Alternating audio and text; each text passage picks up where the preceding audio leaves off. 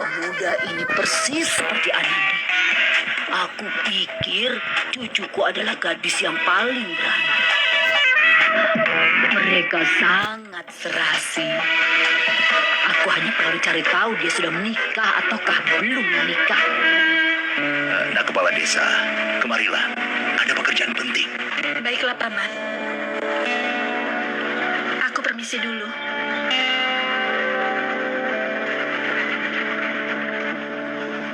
Wah, Pak Kolektor. Yang kau lakukan tadi itu sangat berani. Kau berani untuk menentang adat yang biasa dilakukan di desa ini. Anandi juga persis sepertimu. Dia juga berjuang melawan pemikiran kuno di sini. Semoga Dewa memberi kalian keberhasilan. Pak Kolektor. Nenek tidak perlu memanggilku Pak Kolektor. Panggil saja aku Chief, Nek. Chief? Baiklah. Mengucapkan kolektor terasa sangat berat buatku. Nak Chief, boleh ku tanya sesuatu? Tentu saja. Tanyakan, Nek. Apa? Kau ini... Bagaimana aku tanya padanya? Nanti bagaimana yang dia pikirkan? Tanyakan saja, Nek. Ya, aku mau tanya.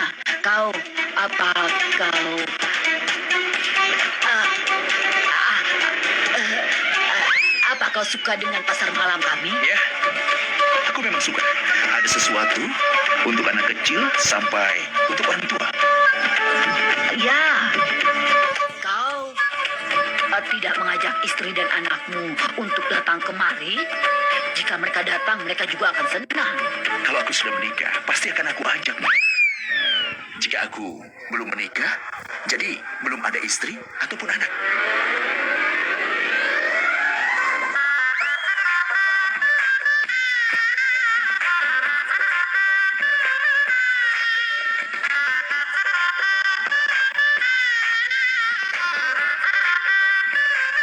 Baik, aku permisi dulu.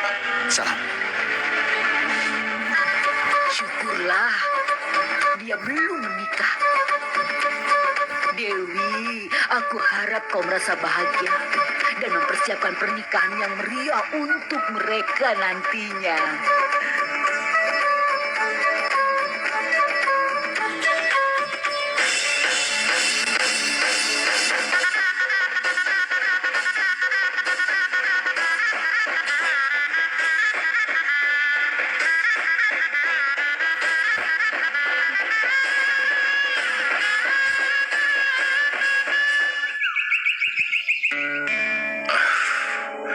Anandi yang melakukan semua pekerjaan, aku yang merasa bebanku sudah lepas sekarang. Semua selesai dengan baik. Sekarang, Jetsar pun menjadi lebih baik. Ada kolektornya juga. Biarkan saja apapun yang sudah terjadi. Tapi hal terbaik dalam acara itu adalah Pak Kolektor. Dia sangat tampan. Dia seperti pangeran. Nah, ibu mulai lagi kan? Percuma saja dipikirkan. Mana mungkin pemuda seperti dia dilepas? Pasti dia sudah menikah. Byron, apa kau pikir otak ibumu dibuat dari toko emas?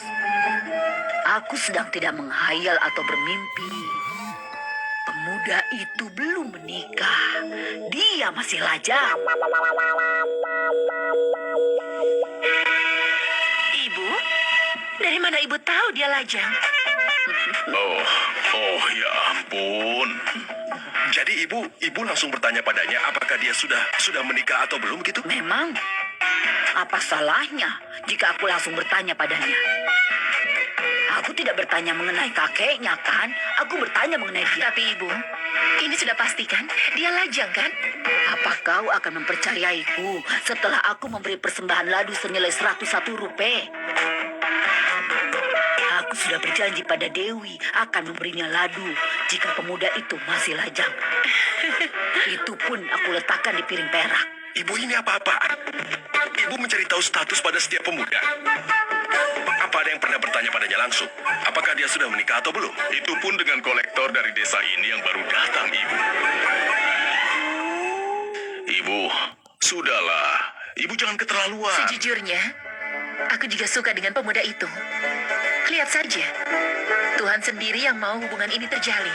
Karena itu, dia membahayakan hidupnya demi menyelamatkan nyawa Anandi. Katakan padaku, apa kau tidak menyukainya? Ya, sama-sama aku juga menyukainya. Kapan aku bilang dia pemuda buruk? Tapi kan, Tetapi apa? Pemuda itu baik dan dia belum menikah.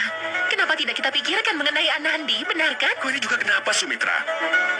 Pertama, pahami satu hal ini. Dengarkan. Dia bukan pemuda biasa, kolektor. Dia baru saja datang. Dia pasti memiliki banyak tanggung jawab dan harus membuat begitu banyak peraturan. Biarkan dulu dia bekerja, biarkan dia ke lapangan, berkenalan dengan warga, dan memahami masalah yang ada di sini. Lagi pula siapa lagi yang bisa menjelaskan masalah di sini padanya selain Anandi? Coba kau pikirkan, pemuda kolektor dengan putri kepala desa. Mendengar hubungannya saja sudah manis, benar kan? Ayo buang air liurmu, jangan sampai kena nasib buruk. Sebenarnya ada apa dengan kalian berdua? Kau yang bermasalah. Apa kau tidak ingin Anandi berhubungan dengan pria yang baik? Ibu, tentu saja aku ingin Anandi punya hubungan dengan pria yang baik. Aku juga ingin dia mendapat semua yang tidak. Tapi kan bukan berarti kita harus bersikap kekanak-kanakan. Kau banyak bicara. Sekarang kita atau kau yang bersikeras seperti anak kecil, Byron. Kapan kita memegang tangannya dan memaksanya untuk menikah? Kita lihat dulu hubungan ini. Tidak, Bu, aku tidak setuju. Kita tidak akan melakukannya. Dia seorang kolektor. Apa seorang kolektor memiliki 4 tangan dan 4 kaki? Apakah kolektor tidak menikah dengan gadis, tapi dengan seekor macan? Ibu, sungguh aku tidak ingin berdebat tentang masalah ini. Tapi ingatlah satu hal. Kita tidak bisa mengambil keputusan dengan cepat yang akan membuatnya atau membuat kita malu di hadapan semua warga desa.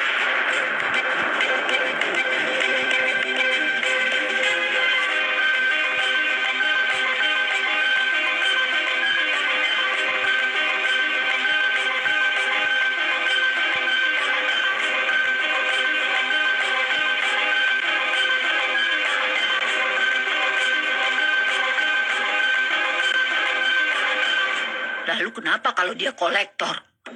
Anak kita juga kepala desa. Kepala desa di usia yang sangat muda. Dewi, semoga kau menyatukan mereka menjadi pasangan serasi. Mereka bilang apa dalam bahasa Inggris? Kakakku bilang apa?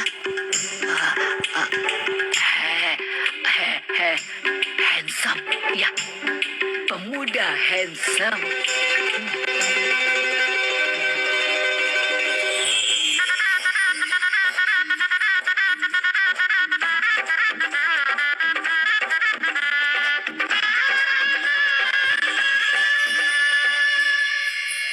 Tidak ada pemuda untuk Anandi yang lebih baik darinya. Pikiran Byron kemana? Dia kolektor, selalu saja seperti itu. Apa seorang kolektor selalu buruk? Tidak ada gunanya juga bicara dengan fasad. Kedua saudara itu sama saja.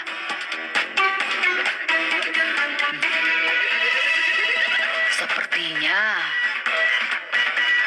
aku yang harus melakukan sesuatu. Dan aku akan melakukannya demi Anandiku. Anandi, Sipraj, Sekar. Menyebutnya saja sudah manis. Anandi, Sipraj, Sekar. Sipraj.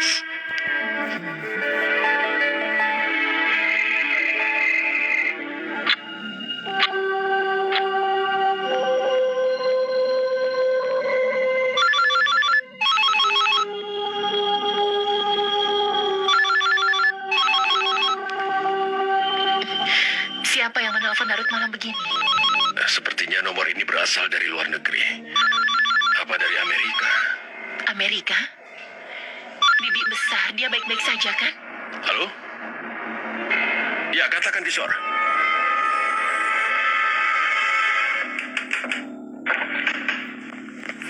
Ada apa? Ibu, kita bicara. Ada apa? Ini sudah larut malam. Ada apa? Ibu, Kishore baru saja telepon dari Amerika. Ya ampun. Kakakku. Ibu, soal Bibi, Ibu tidak usah khawatir. Kishore bilang kesehatannya sudah membaik di sana. Tapi ada satu masalah. Sebenarnya menantu Kishore sedang hamil dan ada masalah dengan kehamilannya. Dokter mengatakan dia harus istirahat dengan baik, tapi dia di sana sendirian. Jadi istri Kishore akan datang ke India untuk menjaga menantunya dengan baik. Kishore bertanya, apa ada seseorang yang bisa menjaga bibi besar? Dia sendirian di sana.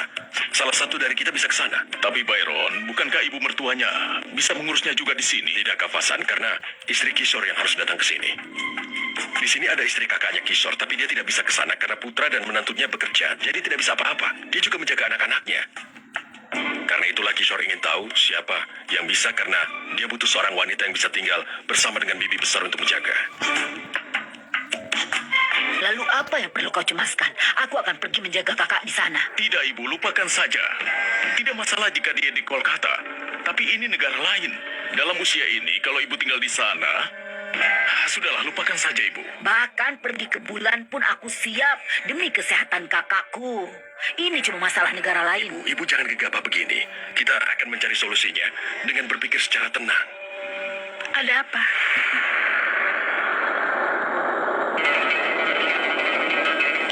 Ada apa, Ibu? Anakku, tadi ada telepon dari Amerika.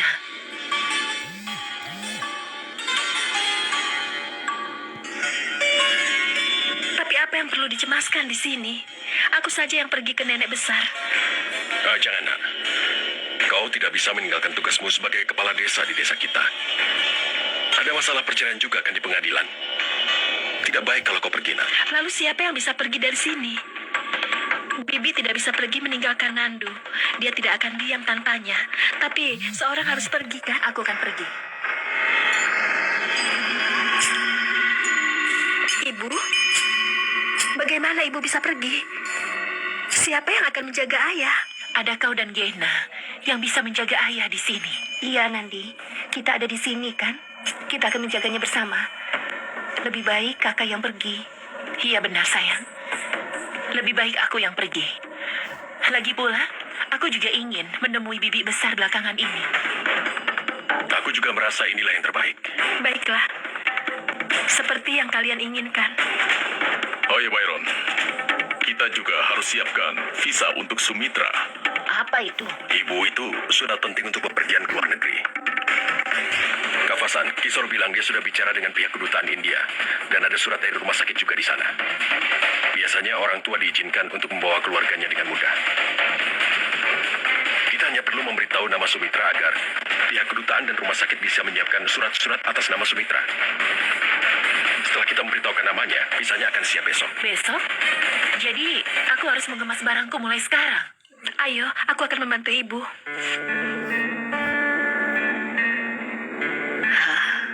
Bagus sekali Sumitra yang pergi. Dia akan menjaga kakakku dengan sangat baik. Anandi juga bisa menjaganya. Tapi sekarang kita harus memikirkan seseorang yang bisa menjaga Anandi dengan baik. Aku tahu kalian berdua pasti bisa menjaga rumah ini tanpa aku. Tetapi aku belum pernah meninggalkan rumah ini sampai selama ini. Karena itu aku merasa cemas. Gena, kau perhatikan saja pelajaran Nandu. Dan jaga Anandi juga. Jika kau melupakannya, maka dia akan bekerja selama 23 jam dari 24 jam. Anandi, kau harus pastikan ibu dan semuanya mendapatkan makanan tepat pada waktunya. Dan kau... Iya, Ibu. Aku akan menjaga ayah dengan baik. Ibu tidak perlu khawatir. Iya. Jaga dia dan jaga dirimu juga. Jangan sampai... Kenapa kau tersenyum terus? Kakak, aku berpikir saat ibu pergi menemui bibi besar di Kolkata, dia kembali memakai sari modern. Kau akan pergi menemui bibi besar di Amerika. Kau akan kembali seperti nyonya. Bukannya bahasa daerah, tapi kau akan kembali bicara dengan bahasa Inggris. Oh iya, Gena. Aku tidak memikirkan hal itu. Mereka pasti tidak mengerti bahasa Hindi atau Rajasthani. Tidak tahu jika aku akan memahami bahasa mereka atau tidak. Jangan bicara seperti itu di hadapan gurumu, Ibu. Kenapa Mengapa ibu tidak akan mengerti? Pertama, ibu pasti sedikit kesulitan, tapi dengarkan dengan baik. Cobalah untuk mengerti. Lihat saja, perlahan-lahan ibu pasti mengerti semuanya. Aku pergi dengan harapan itu, Nak. Itu pun karena kau yang mengajariku semua. Jika aku tidak pernah belajar, maka kondisiku akan seperti seseorang yang hilang tanpa arah dan tujuan. Aku hanya memikirkan harus kemana, belok kemana, dan berputar seperti orang bodoh. Ibu, aku tahu kau pasti akan mengalami kesulitan pada awalnya. Tapi, gurumu akan tetap bersamamu di sana walau tidak sepenuhnya. Lihat ini. Ini buku dan ini CD. Di sini tertulis semua bagaimana seseorang tinggal di Amerika dan menyelesaikan masalahnya. Ibu tidak akan mengalami masalah. Kau ini sangat memperhatikan hal-hal kecilku.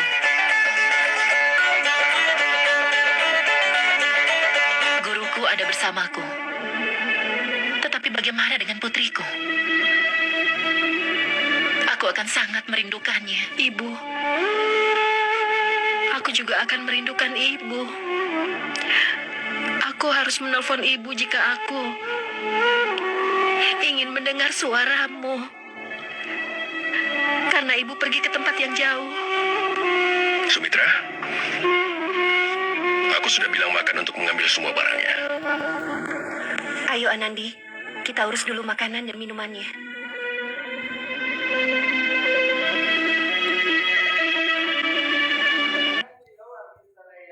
Rindukan kami, kau peluklah di dadamu, Sumitra.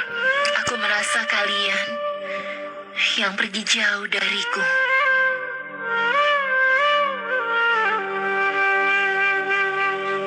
Tanpamu di sini,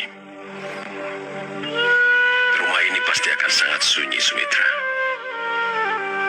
Kau kekuatan terbesarku, pendukungku, dan selalu menjagaku di saat aku kesulitan.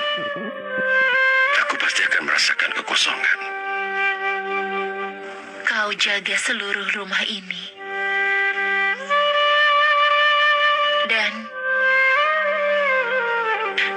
Dan satu hal lagi. Bicarakan hubungan Anandi dengan kolektor itu. Kau masih saja keras kepala. Ini masalah masa depan putriku. Bagaimana aku melupakannya? Sumitra, Byron, ayo turun. Apa kalian akan naik pesawat dari teras? Iya, Ibu. Ayo cepat pergi. Pesawat terbang bukan seperti bis yang bisa kau hentikan di jalan langsung naik. Kau sudah mengambil semua suratnya, kan? Kau sudah menyiapkan segalanya, bukan? Ibu, aku akan kembali.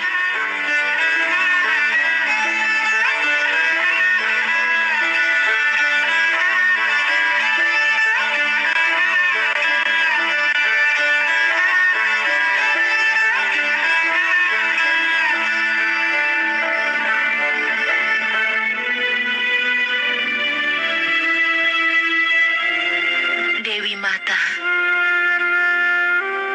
aku meninggalkan rumah ini dengan kepercayaanmu. Jangan sampai ada masalah saat aku kembali. Jaga semua dengan baik. Khususnya, jagalah Anandi. Mungkin aku tidak di sini saat perceraian, tapi kau harus menjaganya. Kau harus bisa memenuhi semua tugasmu sebagai ibu. Dewi, bawakan pasangan hidup terbaik dan jujur untuk Anandi secepatnya. Dia sudah mengalami banyak kesedihan. Aku yakin kau pasti sudah kehabisan ujian untuknya, bukan? Mulai sekarang, beri dia kebahagiaan.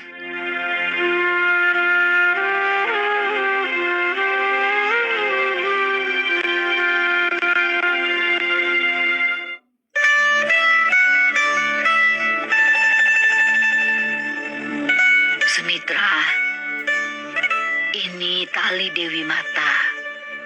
Ikatkan di tangan kakakku. Dewi akan menjaganya. Katakan padanya untuk persiapkan diri bertengkar dengan diriku. Karena aku akan datang dan berdebat dengannya, juga mendengarkan semua ucapannya. Baik, Ibu. Aku akan bilang. Ibu jangan khawatir.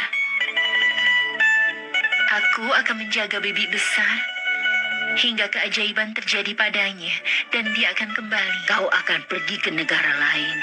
Jaga dirimu, Sumitra.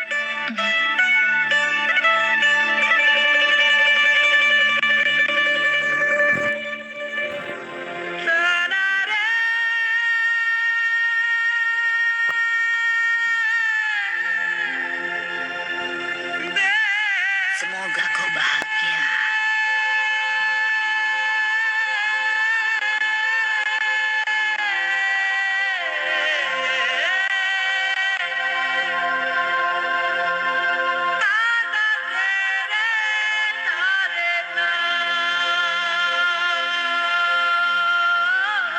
Pergilah dengan hati-hati. Sudah cukup.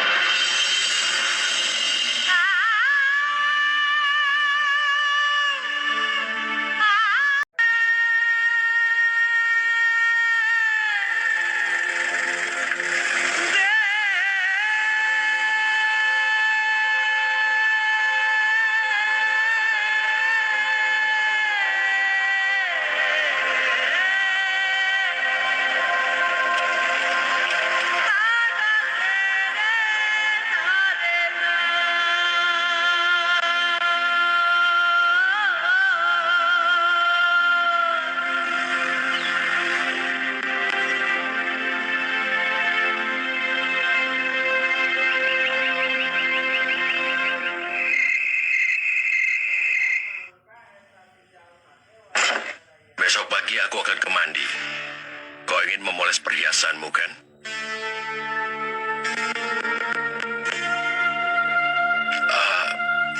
Kau Anandi. Maaf, ayah lupa. Kalau ibumu tidak di sini. Kau sangat merindukan ibu. Tapi semakin aku merindukannya, nak. Semakin lama ibumu akan bersama ayah. Dalam setiap kebahagiaan, kesedihan, pertengkaran. Kita tidak bisa bicara langsung, tapi ayah merasa dia di dekat ayah saat ini.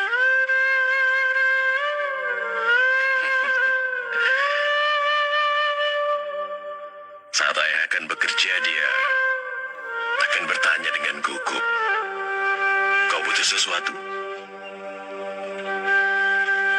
Ibumu bukan sekedar istri atau pasangan hidup ayah, tapi kehidupan dan kebiasaan ayah. Ya, sekarang untuk sementara ayah harus melupakan kebiasaan ayah itu.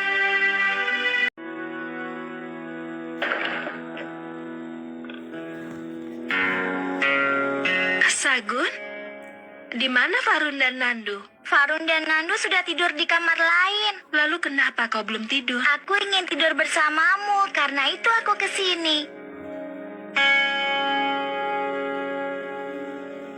Baiklah, tapi hari ini aku tidak akan bercerita ya. Sudah larut malam, dan kau tahu kan, jika kau mendengar cerita saat larut malam, maka hantu akan datang. Baiklah, tidak masalah. Tapi aku akan tidur bersamamu. Baiklah, ayo tidur. Bibi, boleh aku bertanya? Kenapa? Kolek... Kolek... Pak Kolektor, Iya, yang itu, yang sudah menyelamatkanmu. Setelah dia menyelamatkanmu, aku melihatnya datang dengan kuda bersamamu. Dia seperti Surya Badal. Malam itu kau juga bilang kalau Surya Badal selalu datang untuk menyelamatkan di saat yang tepat. Sama seperti paman kolektor itu kan?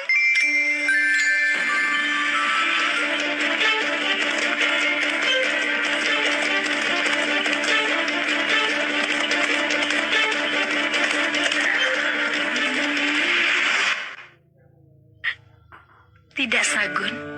Paman kolektor hanya manusia biasa. Dan Surya Badai hanya sebuah impian. Itu hanya cerita dalam buku. Ayo, sekarang tidurlah. Sekarang sudah larut malam. Ayo.